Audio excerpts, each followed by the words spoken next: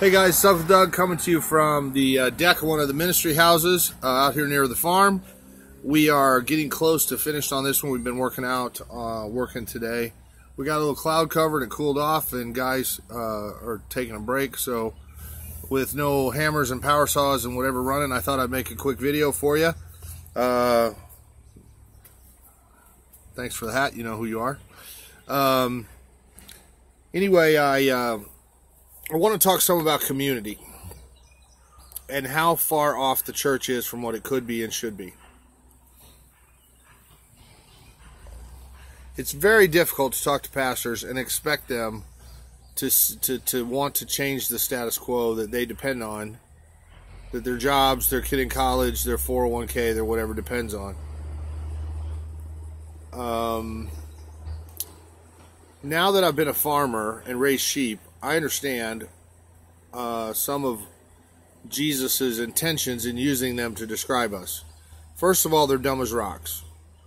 They can't figure out where they've been. They can't figure out how to get back. They have no homing beacon. The chickens, the ducks, the pigs, super smart, okay? I mean, turkey, not so much.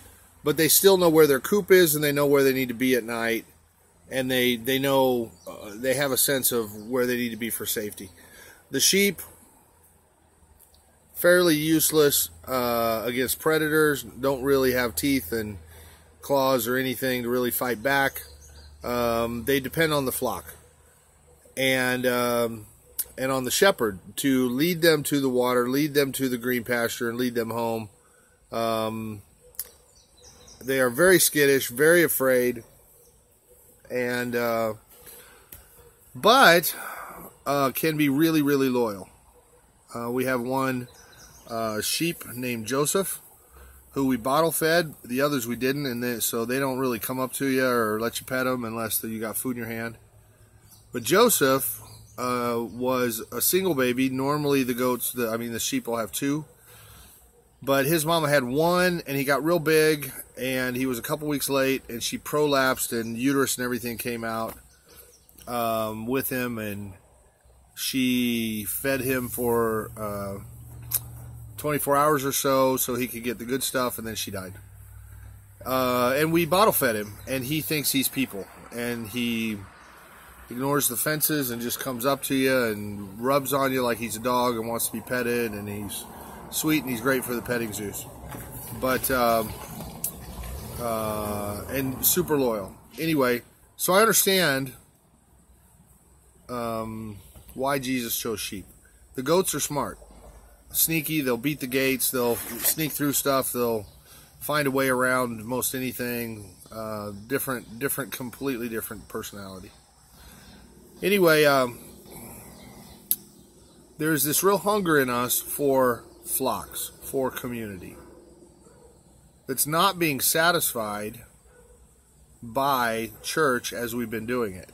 Certainly not mega church, not really home church, not really regular church, whatever. It's not being met because the only model in the Bible we have for church is city church. One body per city under Christ, loving one another, working together, not necessarily all meeting together, but daily and from house to house, and fellowshipping every time they saw each other.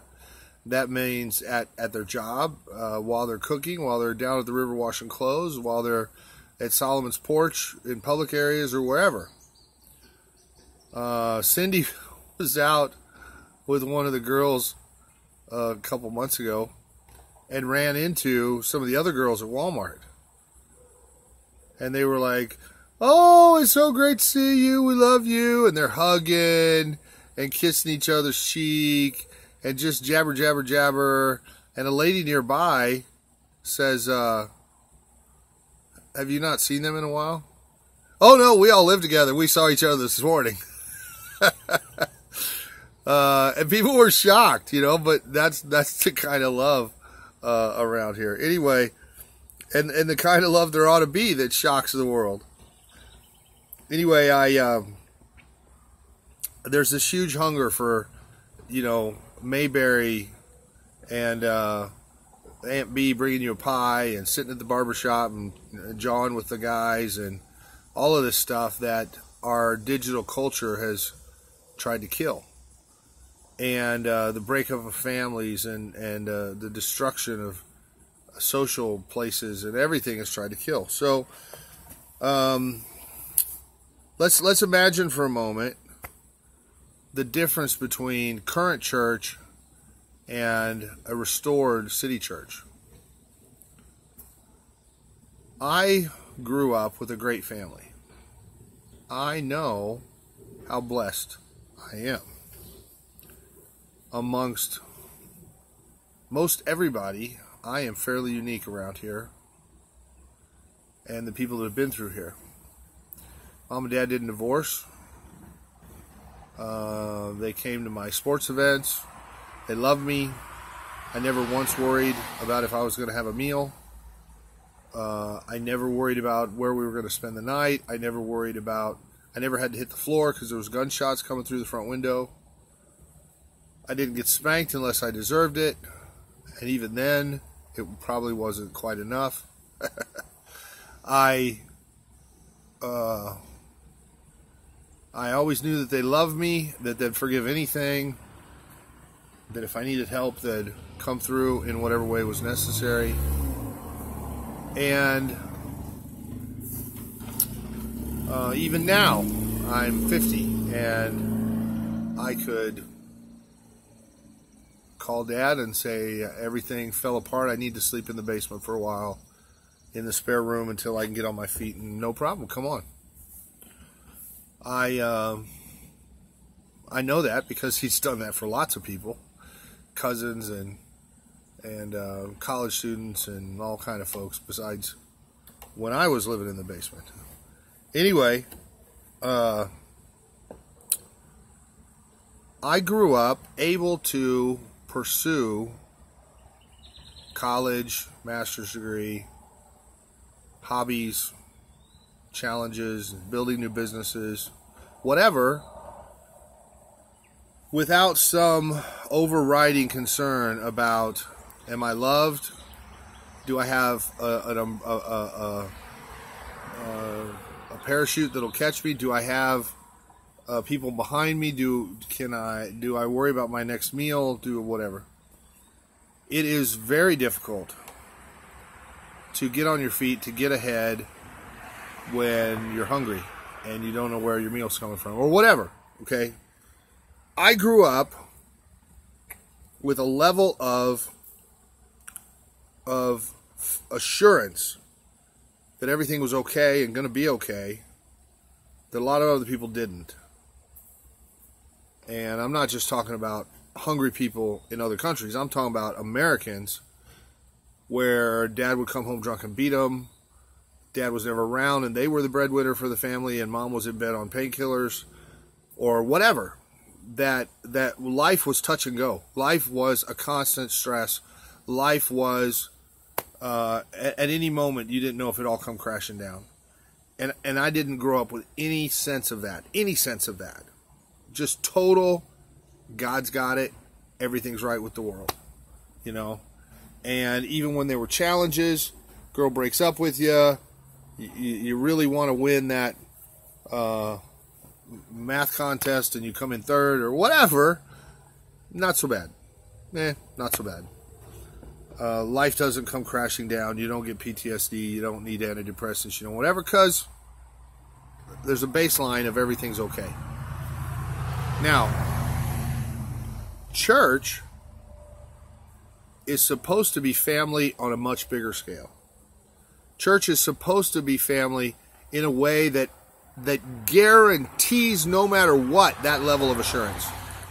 That you know, not just that God's got it, but that we're family. And I got 3,000, 5,000, 10,000, 100,000 people in my family. And somebody is going to be there for me. I'm always going to have a sofa to sleep on. I'm always going to have a meal. I'm always going to have a whatever. No matter what happens, somebody will help pitch in for health care. Somehow we're going to make it all together. Now, when you live in community, as we have for a decade now, you start to understand that.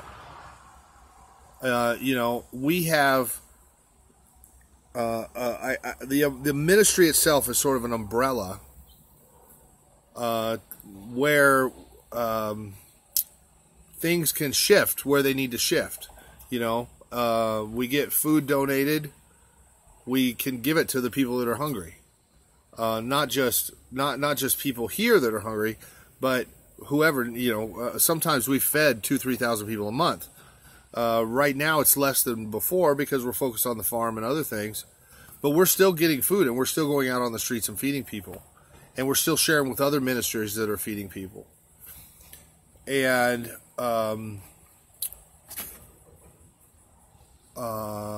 sometimes we're helping with utility bills, sometimes we're helping with rent, whatever. So when we had the townhouses, all the townhouses, my rule was typically that every adult should contribute $200 a month.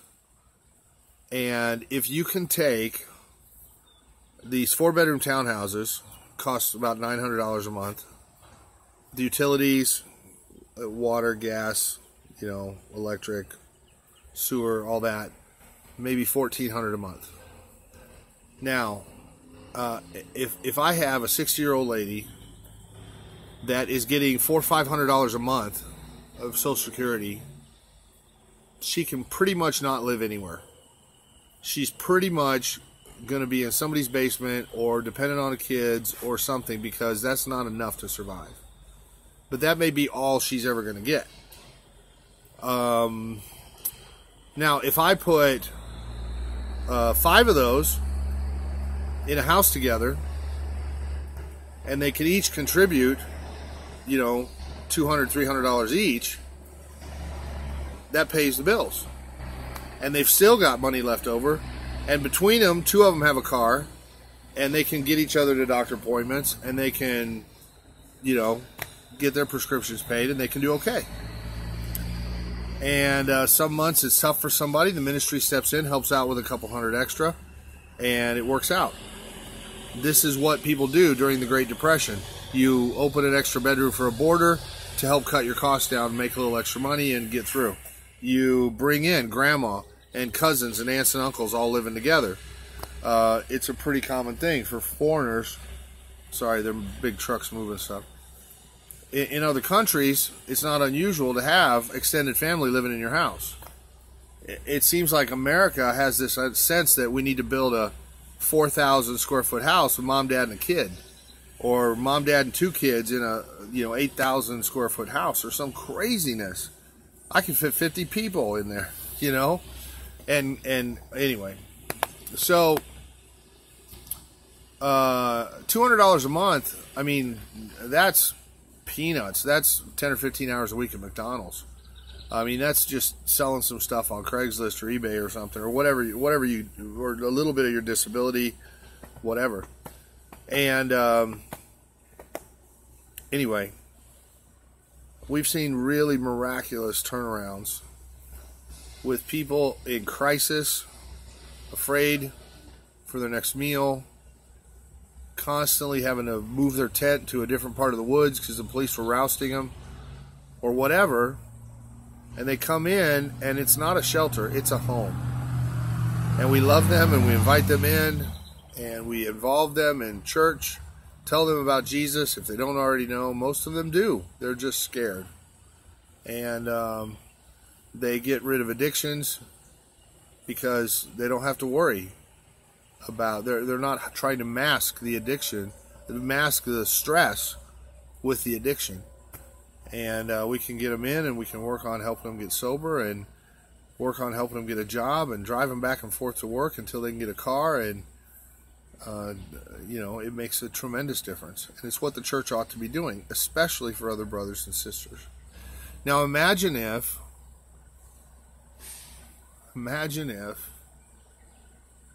one little town, 10,000 people, 30,000 people, if all the Christians laid aside their differences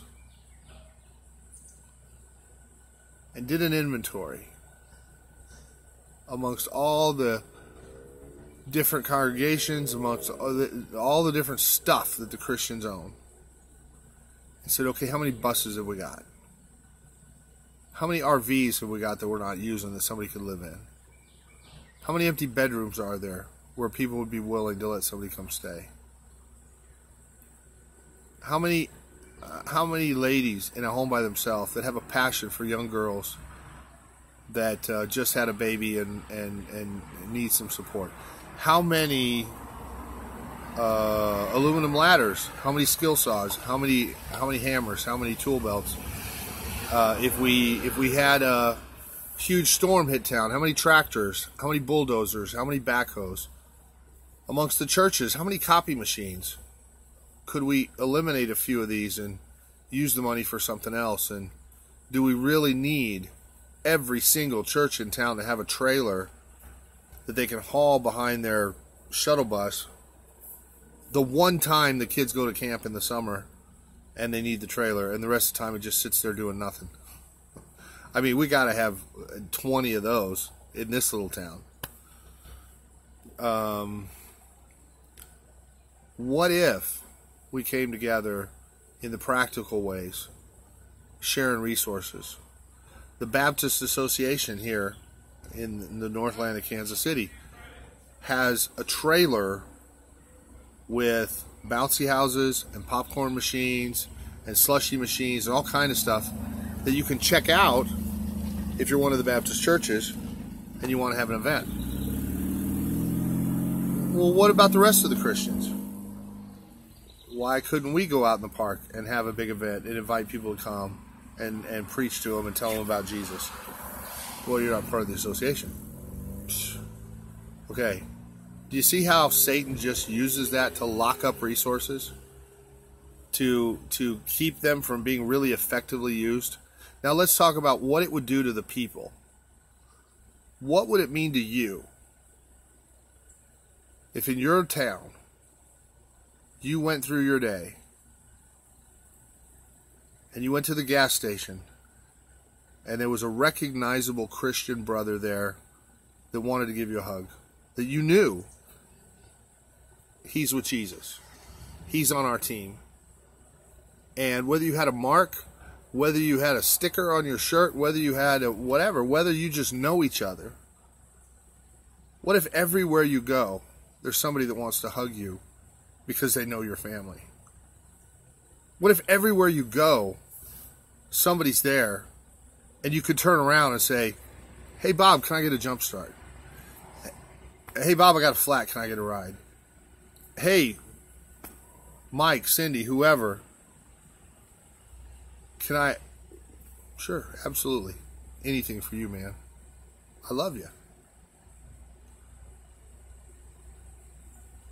How would that change people's lives?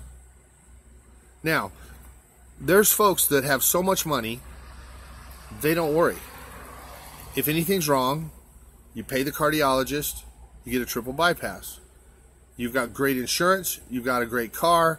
If anything breaks down, you take it to the dealer. No problem. I don't have that luxury.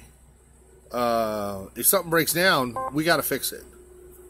And if I get sick, I got to pray it off. And there's a lot of people in that boat. And a lot of people are afraid about how am I going to feed my kid, or where am I going to get my next meal, or am I ever going to get a job, or whatever. What if all the Christian employers put up a directory and said, we're looking for good people that love the Lord, that would like this job? Now, you can't discriminate against somebody when they come for employment, but you can certainly advertise to Christian places. I went to the pastor 10 years ago, the mega church that I was at, and said, look, I run a business.